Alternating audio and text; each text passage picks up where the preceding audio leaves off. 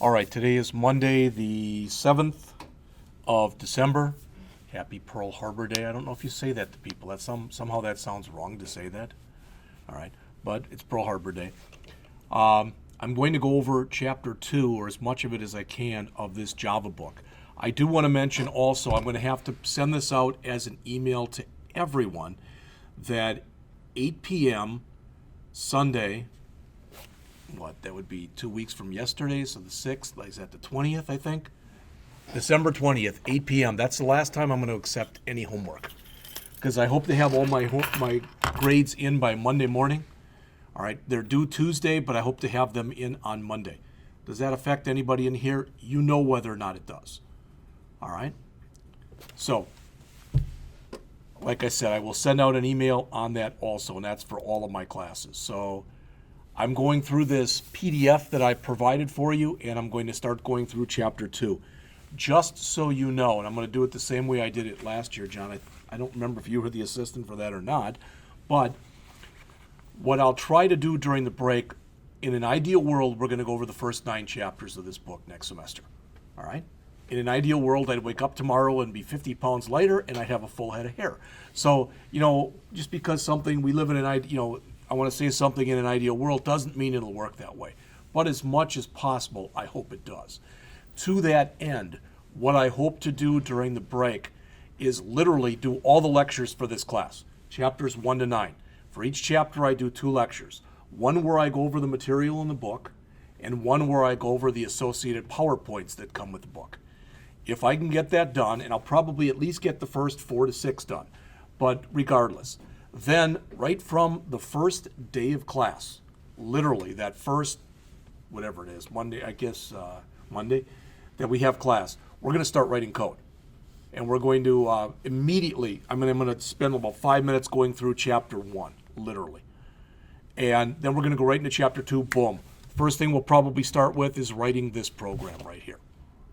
All right, just so everybody has a chance to write it, so everybody has a chance to start getting used to the Eclipse editor and the process that we go through to compile and run a program. All right, just so you go through all that stuff.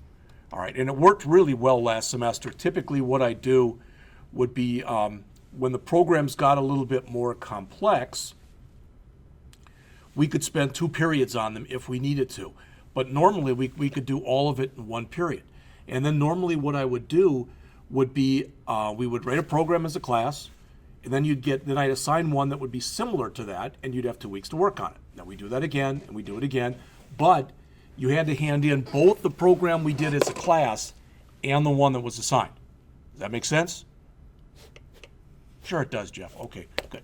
John looked like it made sense. All right, so Chapter 2 of this book, which is a kind of a long chapter, explains first the parts of a Java program. Then it talks about the difference between print and print line. What's the difference between those? If I say print and I print something on a line of text, the cursor stays at the end of that line that I'm on. If I say print line, it adds a carriage return, so it brings it down to the next line.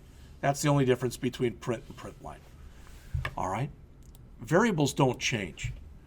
The only thing that changes in here is that Java is referred to as being a strictly typed language. What we've been working on this semester in JavaScript, it's loosely typed. You say var age equal 21. You know that, and a semicolon. The next line, if you want to, you can say age equals, double quote, Jeff, double quote. It'll work just fine. You can't do that in this language. In this language, you have to give each piece of data that you have a type. And if you put something illegal into that type, like if you say it's an int, meaning it's a whole number, and you put a string in there, the program blows up. All right. Java has 8 primitive data types. Just so you can see them, I'll show them to you right now. So the primitive data types are, make it a little bigger. All right, there's byte, there's int, there's short, there's long, there's float, there's double, there is char, and there's Boolean. If I did my math right, that equals 8. Those are all of the simple data types. These types right here only hold whole numbers. So you can't have a decimal place with them. These right here can have a decimal place, but they don't have to. This is a single character, and that's a true-false value. All right, you're going to hear all that stuff again, but just so you've seen those. Okay, those are the primitives. Arithmetic operators, well, this shouldn't sound like a big stretch for any of you because they're plus, minus, multiply, divide, and modulo. That's it. Those are the arithmetic operators. The combined assignment operators. Plus equals, minus equals, times equals, divide equals, and modulo equals. Okay? The conversion between primitive data types. Java, as much as it can, tries to be an accommodating language. You'll see that in a little bit. Okay? When you create a constant, if you remember, in the class that we're in right now, in the JavaScript class, we would say const. You don't say that here. Here you say final. So if you want something to be a constant, you have to put the word final before it. All right, strings. Strings, question? Well, more like common, but I guess that makes sense with final instead of const because final means it's not changeable. That's correct. That's why I think they chose the word. All right, string, and notice string is not a data type, it's what's called a class. All right, and if you don't know what that is, you'll understand it as we go on. Scope depends on where you define something. If you define something at the very top of the program, it's known throughout the program. If you define something that's inside of a particular method or function, it's only known in that method or function. All right, comments, does these look familiar? For a single line comment,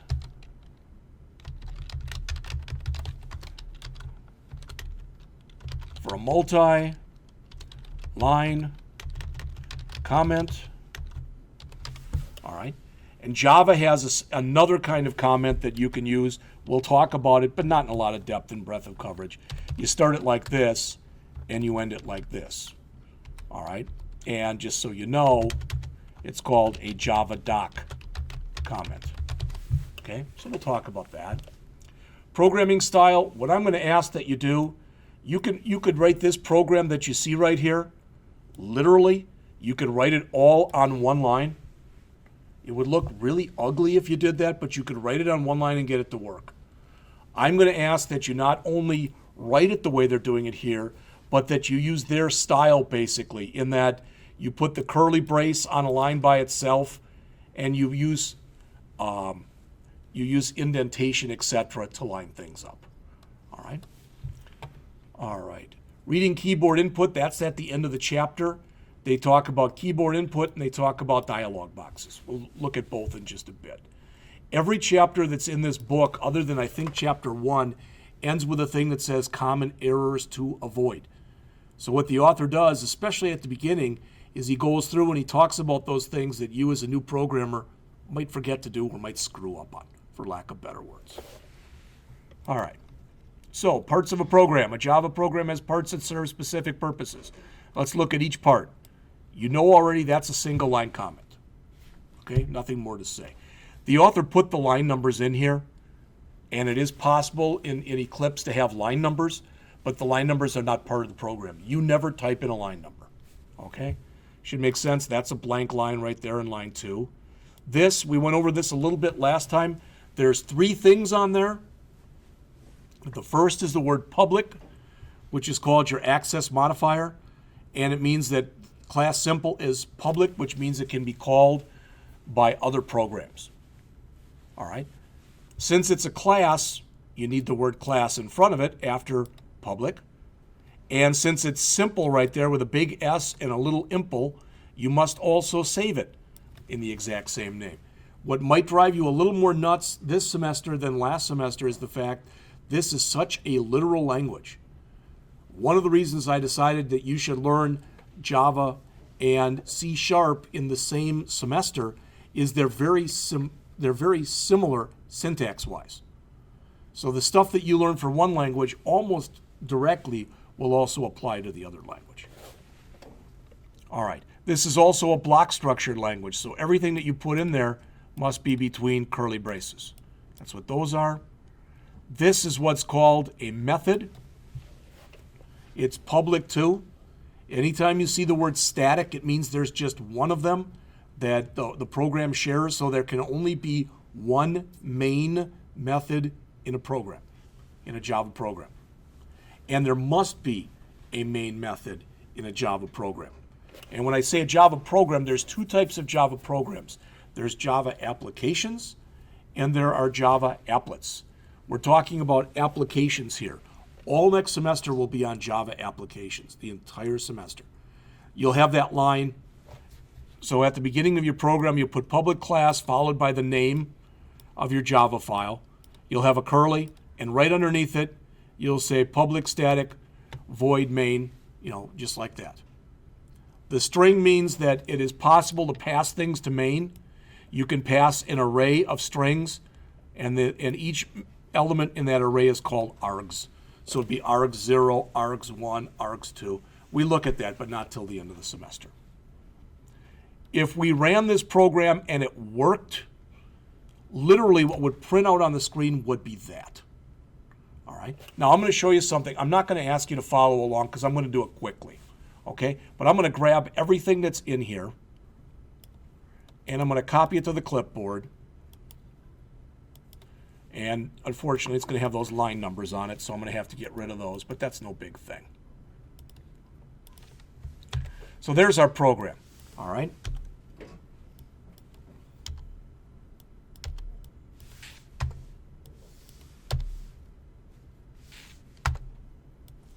So I'm telling you is right here, this is the entire program.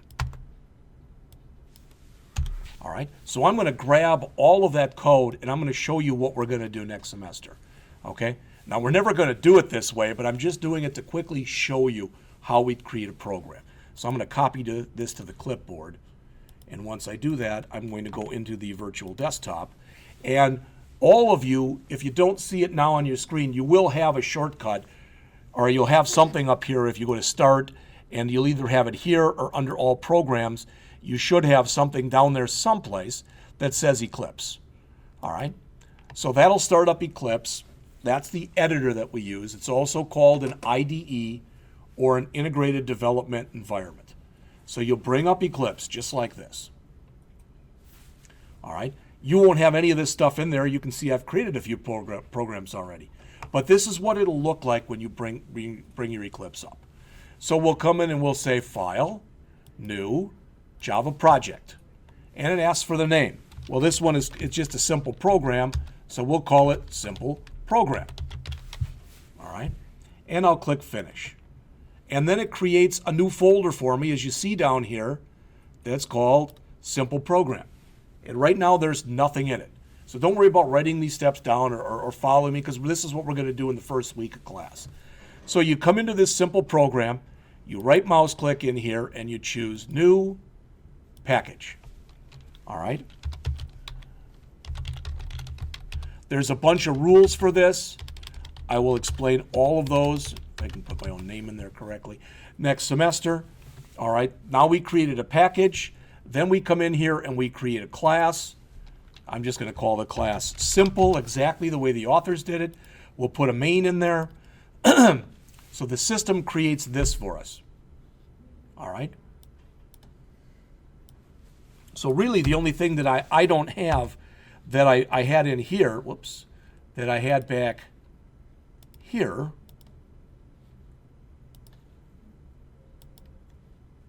in this program, I now have everything except that line of code.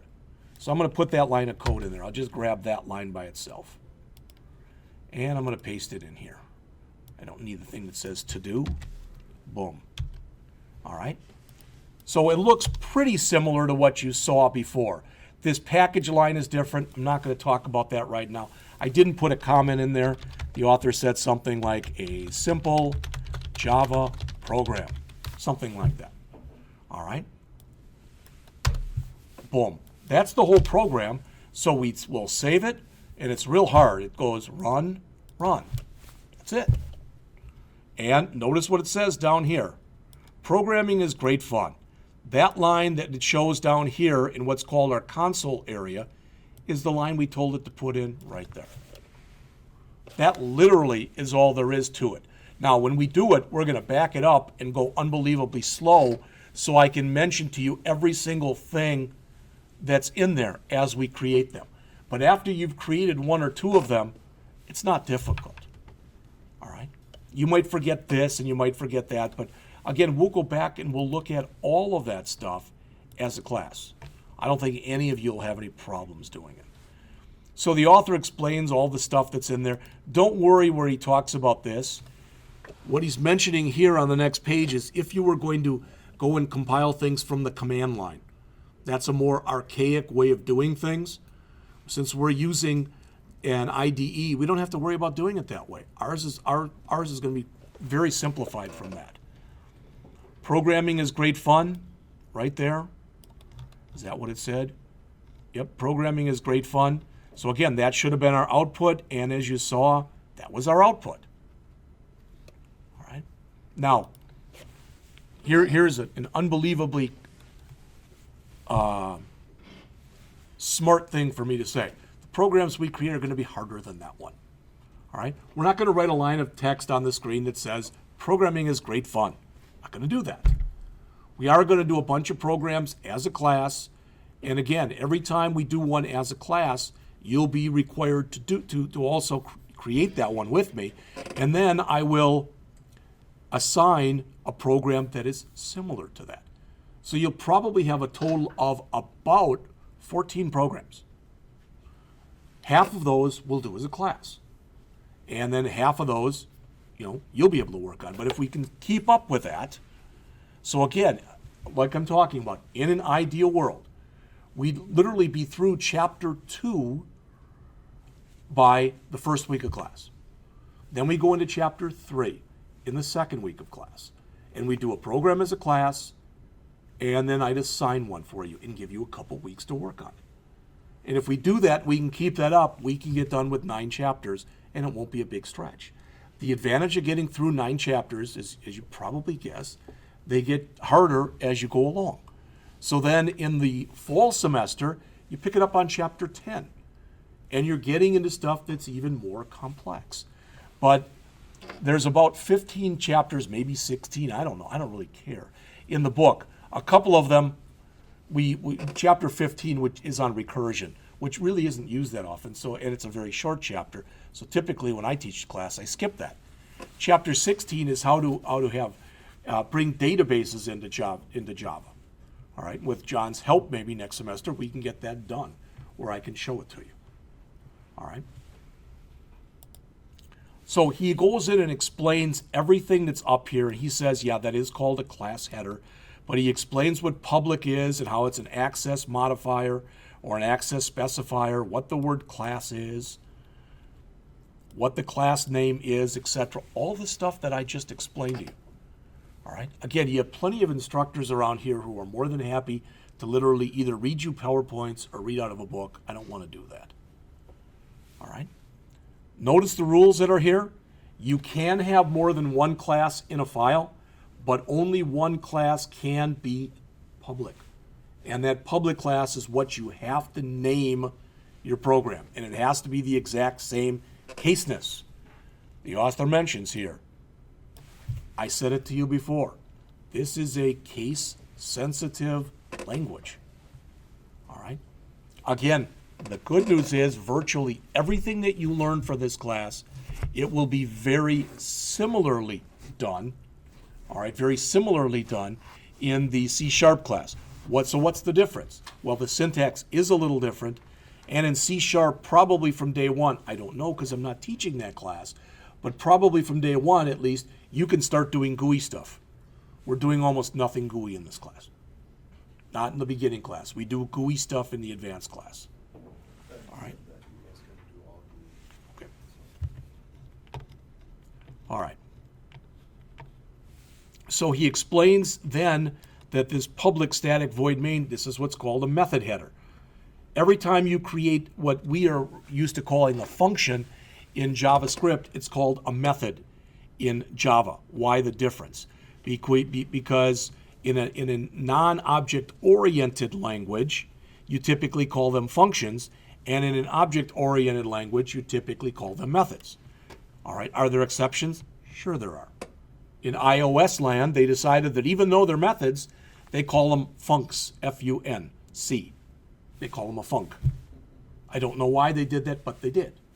You know, I was telling the class the other day, maybe because if they were going to minimize it, you probably wouldn't want to call something meth, because it kind of has a bad connotation. So I don't know if that had anything to do with it or not. No idea. All right, so he shows this public static void main, the whole thing right here, and explains the entire program. But virtually everything I explained to you is the same stuff that he says. All right? He's got some really good rules here, and he does this throughout the book. Again, I don't want to read to you, but he explains stuff. He tells you when you don't put a semicolon on something, when you do put a semicolon on something. All right? And he gets into that right there, when you need curly braces. And then he goes on and he says, this is all the stuff you should have gotten out of that first program that's right there. I already mentioned, case sensitive. Told you how to store the name of the file. Only one public class. Must have a main if it's a Java application. For every left curly brace, you need a right one. Any statement must be terminated with a semicolon. So he shows you that, and then he shows you those special characters right there. All right? So you will have an advantage over the other people who either didn't see this lecture or watch this lecture or whatever. All right? And to be honest with you, I might just use what I'm taping right now and put that out there. All right, so then I've got the first, the chapter 1 lecture and the chapter 2 lectures already done. Okay? I did go out this morning. See, when I come in here early in the morning, I like to tape. But as I told John, they decided they were going to check the PA system this morning. So every 30 seconds, you were hearing something. Well, that didn't help with the taping, so I stopped taping. So I started putting my stuff out there for the spring semester. I now have all the stuff is out there on the P drive and on Blackboard for the 152, 143 class, the 152, 167 class, all right? And I put a couple of other things, but those are for the second year people out there, all right? All right, so print and print line. Again, the big difference between print and print line, if I do this, looking at that example that we had, come on, bring it up there. All right, you see that says print line right there, PRINTLN.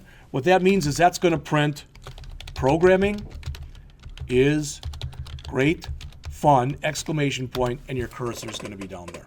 Does that make sense? If I change it from print line to print, so if I were to have changed it like that, then my cursor would be right there. You understand the difference between them? Print keeps you on the line you're currently on. Print line puts you on the next line. Okay? So what if I didn't want to do that? What if I wanted it to go to a new line like this, but I didn't want to use print line? In other words, I want to do this, and I want it to go to another line. I want it to go down here, but I don't want to say print line. Then I can put \n at the end, which does the same thing. That's a new line character. All right? So he explains, and what he says is this thing that's down here, notice how he mentions in the book, right here on page 33, it says it's called console. It says the word console is an old computer term. Maybe it's not that old, because if you look down here, there's our console window.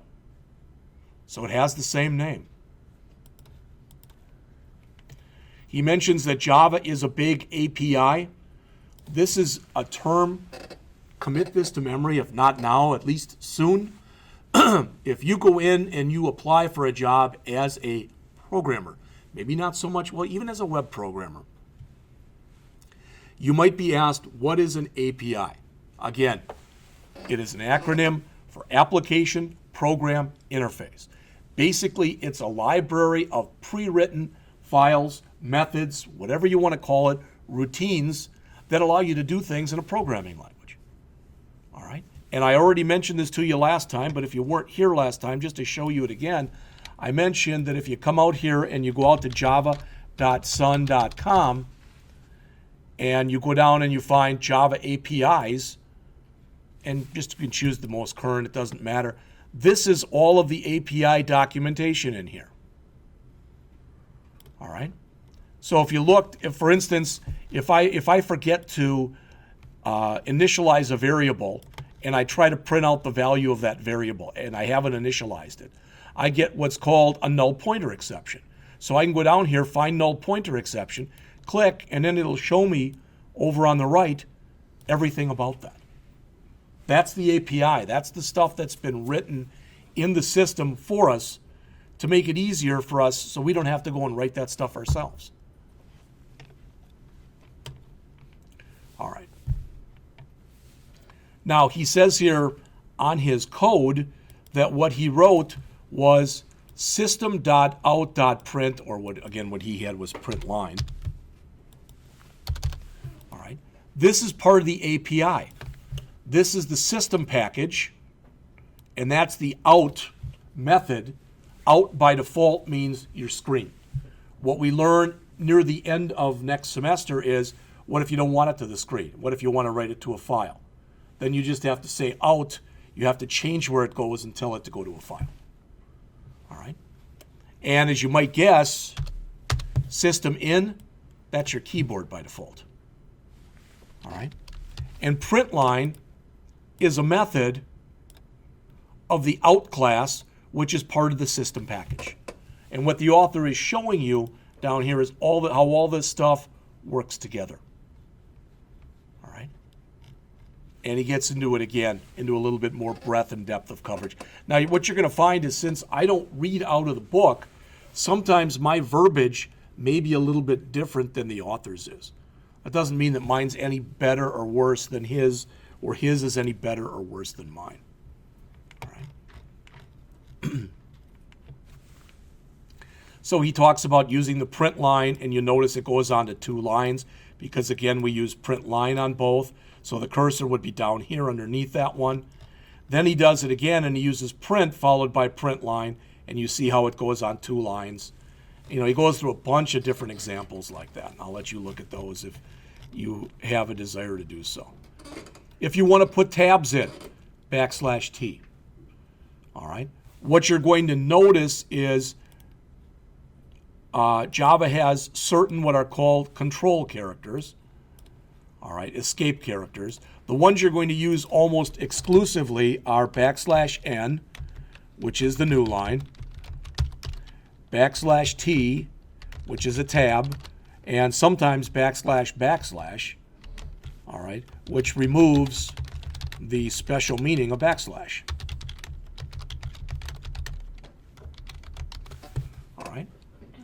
There are other ones too, and somewhere in here he's going to explain. There they are. But you'll almost never use the backspace, the return by itself, the single quote, or the double quote. But you might have a reason to do so. So on the bottom of page 37, he shows most of the common escape sequences. There are other ones, but the other ones you probably just about never use. All right. Variables and literals. Here's the first time you see this. See that? Whoops. That's how you create a variable. You give it the type, which is like int, and then the name. One thing I'm not going to accept this semester, because people did this past semester, even though I told you how it should be done, and that is, let's suppose I was going to have a thing in here where I was going to put in an age. All right. Int age equal 21. And then I said in here,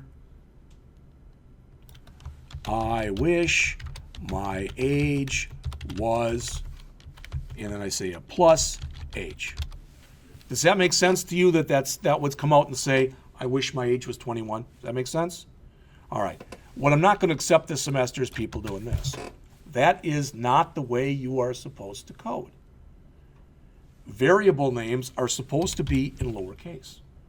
And I said that, and I said it several times over the past semester. I told you how basically things should be set up. But now I'm going to be a hard guy about it. and I'm going to start marking it up. And if people don't listen to instructions, they're going to lose points. All right, we'll talk about all that stuff as we start the semester.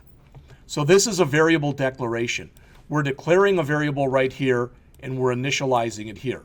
So as you can see, we have this over 2 different lines.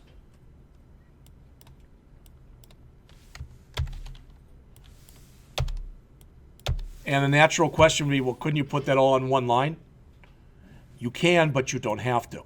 So we could have done that. Does that make sense? Most of the time, you want to give a variable an initial value. All right?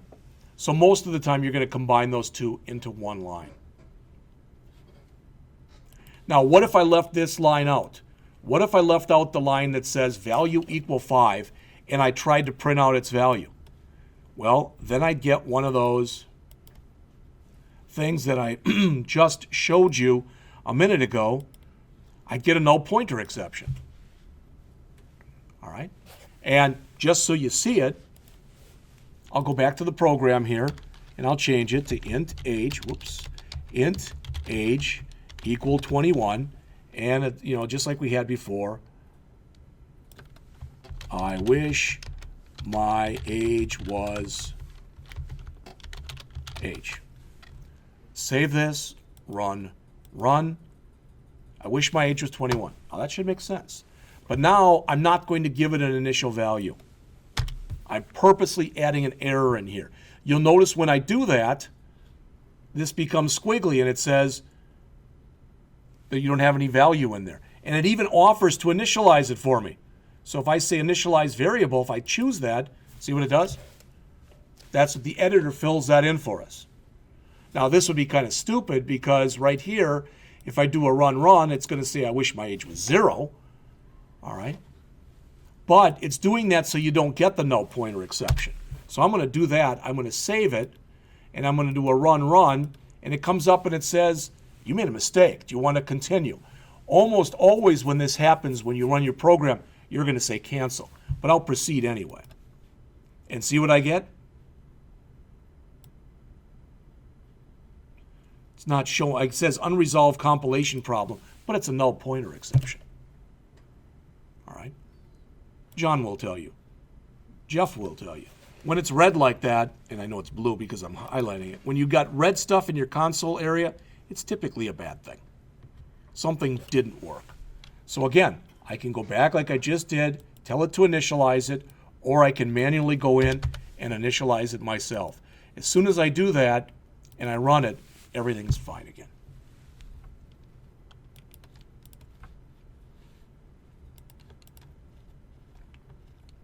Again, this part is called a variable declaration. That part is called a variable initialization. You can do them on the same line or you can do them on multiple lines. It's up to you. All right. I already mentioned this to you, but notice if I say this, something like this, this is one string. You see it there in the blue? The plus sign is a concatenation operator. So the plus sign in this language, as it is in many languages, it's called an overloaded operator because it can do more than one thing. If I say int x equal 5 plus 3, then the plus sign is for addition. If I do it like this, then the plus sign is for string concatenation. All right? Be careful with quotation marks. Don't do this. Don't say int value equal double quote 5 double quote, or single quote for that matter. You're going to get an error message. Numeric variables are not put inside of quotations. All right? Strings must be inside of double quotes. Now you know this from the JavaScript class, that in JavaScript, for strings you can use either single quotes or double quotes, not in Java. In Java, only double quotes for strings. Single quotes are for char variables. So you should be able to look at this code that you see here on page 42. Everybody in this room should be able to look at it and read it and know what that's, even if this line wasn't here, you should be able to tell what's going to print out. And he even explains everything that's in there. I will tell you, you're going to have this PDF if you want it. But be real leery about copying things right from here and throwing them into code. Why? You may be it doesn't look like it here, but if you look down here, those are smart quotes. You know, when they actually have a little curviness to them. And our editor will blow up when it gets to those lines. It needs to have single quotes looking, or double quotes rather, looking like this, not like this. All right, so I'd recommend you key it in, don't copy something out of the book. Or if you say, no, well, I've got to copy it out of the book. So if I do this, if I decide, no, I've got to do it like this, then copy it like this, throw it into Notepad, get rid of those things here, and then you'll notice in Notepad, at least in this case, they were fine. You have to get rid of the line numbers anyway. All right. I would always recommend that you key stuff in rather than copy stuff out of a book, because you learn a lot more by keying it in. All right, identifiers. It's a programmer-defined name. So in here, X is an identifier. One of the things you're going to be graded on next semester is how good your variable names are. So if we're doing a program on people's ages, and let's just say, for example, you want to be able to enter in 3 ages, and you want to tell which is the greatest age out of all those. Age 1, age 2, and age 3, or something like that would be fine. Calling them X, Y, and Z, that doesn't cut it. All right. So you will have to come up with variable names that are reflective of whatever the program is supposed to be doing. All right. So the rules regarding these identifiers in Java, you have to either start your variable name with a letter, upper or lower case, a $sign, or an underscore. What we're going to do virtually 100% of the time in here is we're going to use letters. Not only that, lowercase letters. After you put in the first character, what's left? Either letters or digits, underscores, or $signs. We're never going to use $signs in our variables, ever. Typically in Java, $signs are used for system variables. All right, so there's no reason for us to use those. Underscores, I'll leave that up to you. We'll talk about that next semester. All right. We're going to use that kind of thing, items ordered as opposed to items underscore ordered or items ordered like this. All right, and these identifiers can't have spaces. So he does this a lot. He says, is this legal or is this illegal? And he explains whether, if it's illegal, why it's illegal. All right, so he does a lot of that stuff in here. All right, so you begin variable names with a lowercase letter, but with class names, you begin them with an uppercase letter. So in other words, that's how you'd create a class. Notice that ran 2 words together, big, little. That's called camel casing. All right. But what we're doing, and typically in camel casing, the first letter is lowercase. But if I look at this right there, if it was big, little with a little b in it, so if it was little big, big L, little itlle, I would think, looking at it as a programmer, that's a variable name. All right. If I want it to be a class name, I do it like this. I already mentioned the primitive data types to you, so there they are. You'll notice with a byte, negative 128 to positive 127, so there's 255 possibilities. A short int, negative 32,000 plus to positive 32,000 plus. An int, negative 2 billion plus to positive 2 billion plus. A long, I don't know how to read that number, but it's a big one. All right. A float and a double. What's the difference between a float and a double? Notice the range is different and the number of decimal positions is different. All right. We're going to probably use double all the time. And I just want to explain why to you. All right. And that is, if I came back in here in these programs we were writing, let's say I came in here and I said float salary equals, we'll say it's $35,500.53.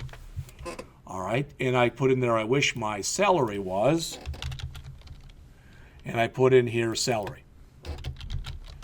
Looks like it should be okay. Guess what? That will not compile. If you create a variable and you make it a float like this, if you've got the word float, then at the end of this, you have to either put a big F or a little f. You must do that when you use a float. All right? But if you use the word double here, you don't need to put anything after it. So my recommendation is that you never use floats. You always use doubles. All right, they talk about ints. You'll notice the big thing about ints, these are all whole numbers. That's the thing about integer, must be a whole number. When you set these up, you cannot put commas in them like that. You'll get an error message. We learn in here how you can set up masks, for lack of better words. So if we want to print out the answer and have it look like this, that you can do. We use what's called a decimal formatter to do that, or a formatter. All right. Floating point, I already mentioned the big thing to you in there with that. Notice he uses double right away. And he says that, again, you can't say float number equal 23.5. You've got to say the 23.5, either a big F or a little f. All right? Can't have dollar signs, can't have commas. You already heard that. You can work with scientific and with E notation. I'm not going to. We're not doing anything here where we're working in the scientific realm. So I don't see any need to do that. He talks about here the distance away from the sun might be a little easier to read that way. All right. Boolean we already mentioned. Notice it's the word Boolean and it's a lowercase b. All right. So the only value that Boolean can hold is either true or false. Okay.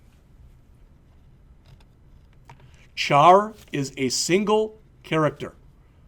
So notice char letter. That's the only time that you can put something in and put it in with single quotes. One of the things about Java is Java adheres to the Unicode Character Set. Do you care? You might.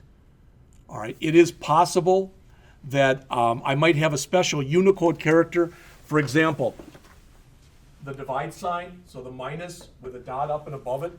I don't know what the Unicode thing is for that, but let's say it's Unicode 367. I can do this then. I can say char divide equals. That's legal to do that. Because with that backslash in there, that's looked at as though it's one character. So you can do that. And what makes people happy about that too is typically if you know what you're doing, you can even look for emojicons and all that other stuff and put that stuff in there. All right.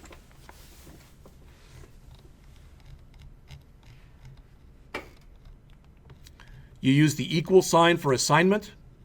The variable must always appear. This is a variable, that's a literal.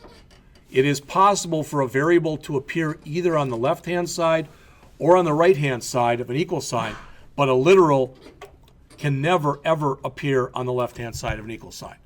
Because now I'm trying to reset the value of 12, which doesn't make any sense to the system. I don't want you doing this. They mention here you can put a bunch of them in there and just separate them with commas. We're not doing that. We're going to say int month equal 2, semicolon. Int days equal 28, semicolon. All right? That's a better way of doing things. All right? You're going to learn what at least I consider to be better programming habits, not sloppy programming habits. Variables only hold a value at a time. So x is now 5, x is now 99. If you want it to hold more than one variable, well, then we work with arrays, which we get into, later on in the semester. The arithmetic operators, I already showed them to you. There they are.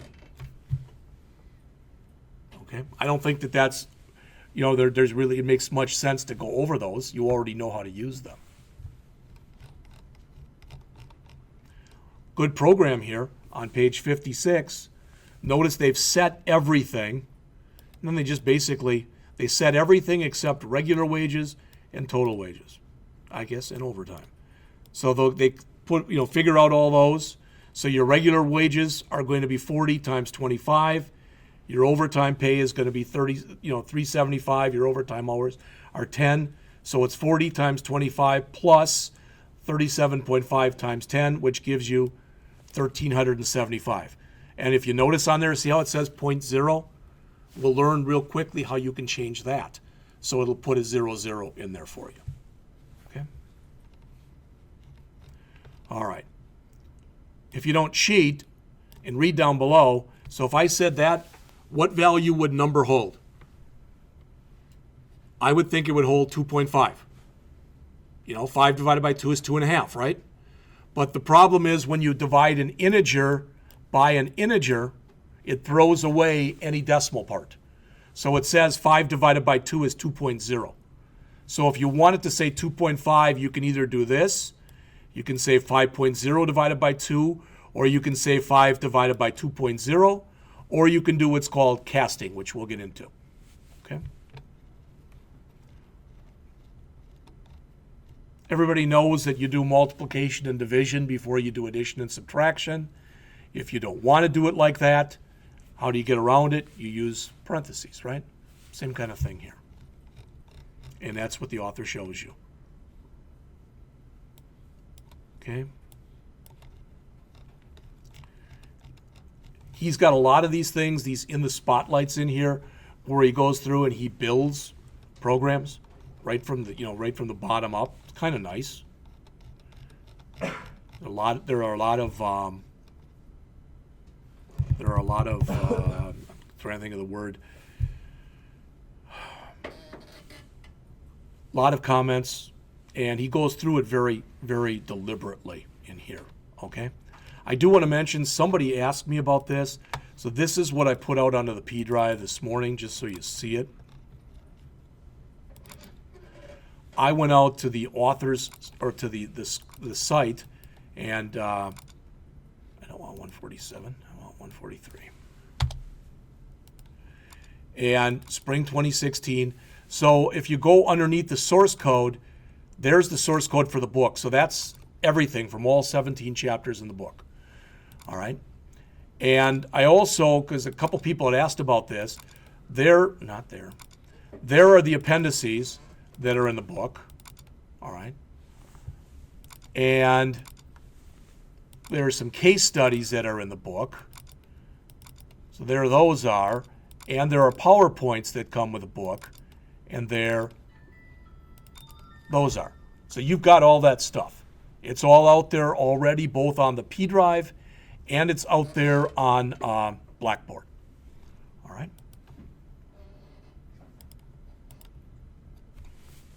All right. Next, he talks about the math class. I'll just do this very fast.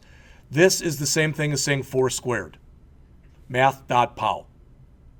You're invoking the pow method of the math class. But when you work with these math things, it expects what's in here to be doubles. So if I put 4, 2 right there instead of 4.0, 2.0, I'd get an error message.